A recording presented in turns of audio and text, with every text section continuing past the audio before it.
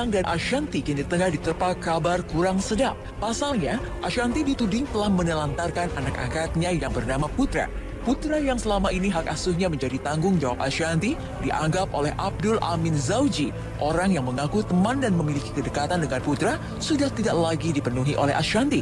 Ashanti diduga lalai menjalankan kewajibannya pada Putra, sehingga Putra tidak lagi bisa menempuh pendidikannya di sebuah pondok pesantren terkenal di kota Bogor, Jawa Barat.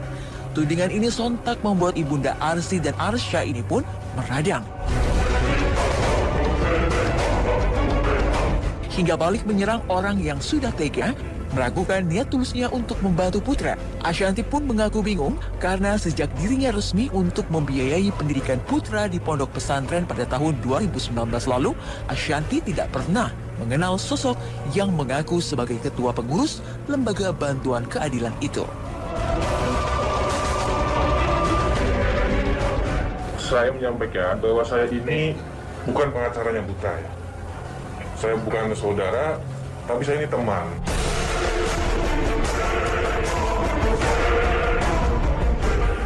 Saya mengenal Putra ini sejak 2 tahun yang lalu, sejak ramai viral bahwa Putra ini menjual cilok begitu, sambil bersekolah. Dan kemudian kami menginisiasi menggalang donasi melalui Kita Bisa, dan terkumpullah sejumlah donasi ya, hampir 200. Dan kemudian di perkembangannya bahwa Putra ini dijadikan anak angkat ya, tanda petik, oleh Ashanti. Lumayan kaget juga, lumayan shock. Bapak siapa tadi yang dari LBH? Yang mengaku temannya Putra dari tahun 2007, berapa? Ya intinya lebih dulu daripada saya. Tapi selama ini saya nggak pernah melihat keberadaan beliau. Maksudnya saya nggak pernah kenal. Tiba-tiba bikin statement Ashanti menelantarkan anak dan melakukan pembohongan publik. Sebenarnya yang melakukan pembohongan publik ini siapa jadinya? Karena pada saat saya bertemu dengan Putra di 2019 awal, saya tidak melihat ada bapak yang katanya sudah melakukan banyak hal buat beliau. Kalau ada, saya pasti cari anak lain yang memang lebih butuh kan, gitu. Karena saya melihat kondisi dia yang begitu memprihatinkan, saya punya niat baik untuk menolong. Kenapa sekarang saya yang jadi korban?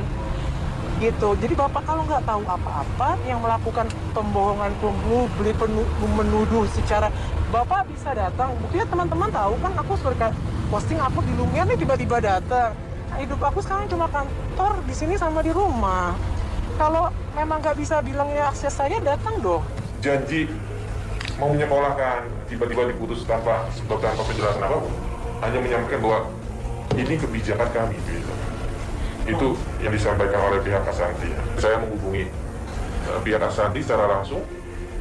Katanya betul tidak lagi tanggung jawab Ashanti, dan uang yang sudah dibayarkan, uang pangkal begitu, itu akan dialihkan kepada santri lain. Tidak menyebutkan siapa orangnya begitu. Dan kalau Putra mau kembali ke pesantren, maka silakan biaya sendiri.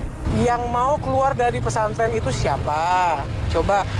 Alhamdulillah, baik voice note, baik WhatsApp maupun video, kita semua masih lengkap. Jadi bukan menelantarkan. Kenapa sampai sini aja? Karena berkali-kali kita sudah meminta dia untuk jangan keluar, jangan kabur, jangan sakit, jangan pura-pura sakit. Jadi dia kalau bilang pura-pura sakit, dia ngakuin dan dia ketawa. Sebagai ibu, Ashanti pastinya tahu betul tentang perasaan yang dihadapi seorang anak. Dan hal itu telah ia buktikan setelah sukses menjadi ibu sambung bagi Aurel dan Azriel. Dengan kabar tak mengenakan ini, Ashanti pun mau tak mau akhirnya membuka pola tingkah anak angkatnya yang dulu dikenal sebagai penjual cilok. Meski hanya sebagai anak angkat yang juga menjadi anak asuhnya, Ashanti pun kerap membawa Putra pelesiran ke sejumlah tempat wisata. Jujur pasti sakit hati lah. Di saat kita ikhlas membantu orang kok begini ya balasannya gitu. Udah saya anggap kayak anak, bener-bener anak ini loh. Bener udah kayak anak. Bahkan kenapa kalau buat nonton ngapain taruh 3 jam? Bayar mahal-mahal, ibaratnya tiap bulannya juga biaya dia dari mulai baju, cucian. Di pesantren itu dia nyuci. Coba pesantren, kan ada pesantren juga yang nyuci sendiri apa? Ini nyuci, dicuciin, makan 3 kali sehari plus dapat jajan. Apa yang kurang, Mbak? Baru 7 bulan, kan kita kalau masuk tuh bayar uang pangkal, ya. Uang pangkal kan nggak murah, ya. Terus tiba-tiba dia minta keluar. Hati siapa yang nggak sedih? Hati siapa yang nggak sakit? Apalagi dibilang cuma dijadiin konten. Tapi kalau saya paksain terus dia di situ hanya gara-gara saya udah bayar, saya juga takut anak ini nanti ke depannya malah ya kayak gini terjadi kan gitu. Malah akan membuat hal-hal yang lebih menyakitkan. Akhirnya saya ikhlaskan. Tahu nggak baiknya pesantrennya apa? Bunda, nggak apa-apa. Nanti kalau ada, terus aku bilang boleh nggak kalau nanti biaya awalnya Putra saya alokasikan buat anak yang saya bantu yang lain supaya nggak hangus. Harusnya hangus loh. Saat kita minta keluar, di mana-mana biaya itu hangus karena kiainya anak-anaknya baik sekali. Aku tuh ngantar Putra dulu ke sana. Jadi udah kenal. Karena mereka baik, nggak apa-apa Bunda, nanti saya alokasiin untuk anak lain. Selain Putra, saya punya 2 anak lagi. Yang satu di tempat lain, yang satu namanya Aulia di tempat yang sama. Alhamdulillah nggak ada masalah sampai hari ini. Gitu. Karena memang niat aku bukan ngangkat anak karena kan aku punya anak 4. Aku ngangkat anak itu memang bukan untuk tinggal sama saya, tapi untuk saya bantu gitu loh. Jadi menurut pihak Ashanti sebenarnya sudah dibayarkan biaya untuk Putra, biaya uang pangkal ini. Gitu. Tapi kemudian peruntukannya dialihkan, ya, hanya pendidikan ya sebenarnya.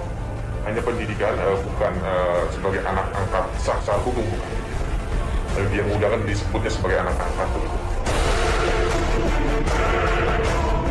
Ashanti tak hanya kecewa, tapi juga marah karena ketulusan juga rasa ikhlasnya mendadak disebut sebagai sebuah kebohongan. Tak terima dengan tudingan ini, benarkah jika Ashanti akan menempuh jalur hukum? Saya minta Ashanti memberikan klarifikasi gitu, kenapa? Dan kemudian diurus dong ini statusnya ini dijadikan siswa mana? Kayak mau menyekolahkan pun tidak ada surat pilih, tidak bisa. Gitu loh. Ini nasib pendidikan anak. Menjadi hal yang sangat serius begitu.